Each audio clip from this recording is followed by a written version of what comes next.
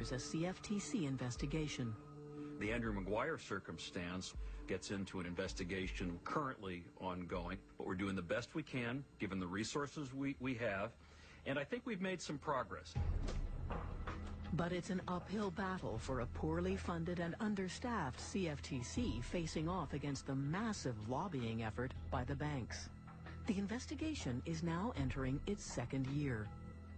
The U.S. Department of Justice has also launched a criminal investigation. J.P. Morgan and the Hong Kong bank, HSBC, are being investigated on allegations of conspiring to intentionally and unlawfully suppress and manipulate the price of silver.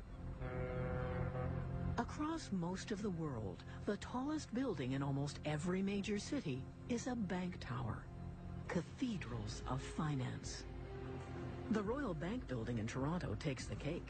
Towering 41 stories over the downtown, it gleams golden in the morning sunshine. The answer to where's the gold? Astonishingly, it's baked into the windows. The glass of each of the 1,700 panes is cooked with 50 ounces of gold leaf. Now that gold is valued at about $144 million. The effect is spectacular. It is an appropriate setting for one of the world's most successful precious metal funds. The fund is run by billionaire philanthropist Eric Sprott. He says the history of the world is the story of gold. The oldest coin we have is from Ionia, and it's dated 580 BC. And some over here as well, I guess, that are Roman. Pinned to the wall, in contrast, is a $100 trillion Zimbabwe note, an inflated fate Sprott believes waits ultimately for most paper currency. All of the gold in the world ever produced is still above ground because people don't lose track of gold. For his investors, it's critical for Sprott to keep track of gold, and right now, he's convinced there's something wrong with the arithmetic. He has assembled a team to track gold internationally, headed by economist Frank Veneroso, a legendary gold analyst. The gold market is a very shadowy market. It operates in all kinds of countries where there's very, very little in the way of organized information, data collection, what goes on with central banks and bullion banks. They never tell you. They never expose themselves.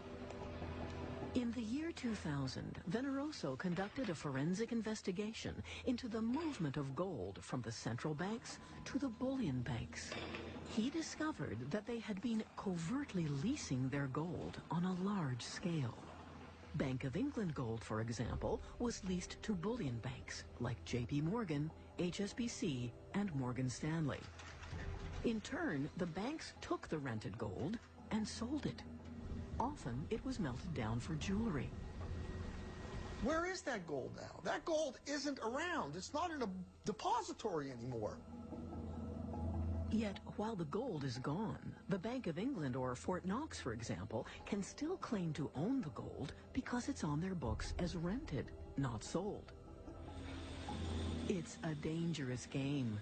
Gold has always been seen as the canary in the mine, a barometer measuring the world's economy.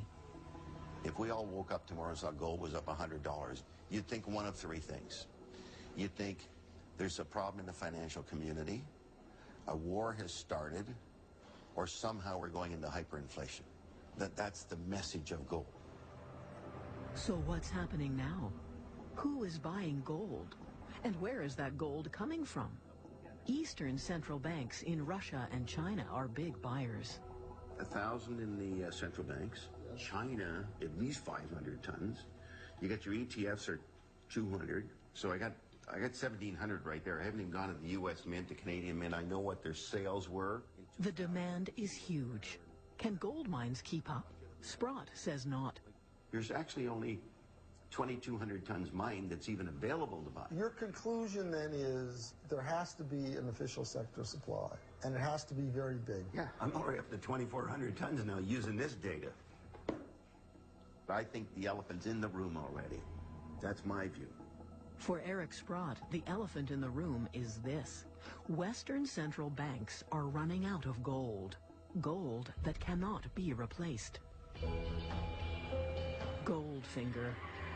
Many regard the Sean Connery Bond film featuring a Fort Knox plot as the best of the early 007 franchise.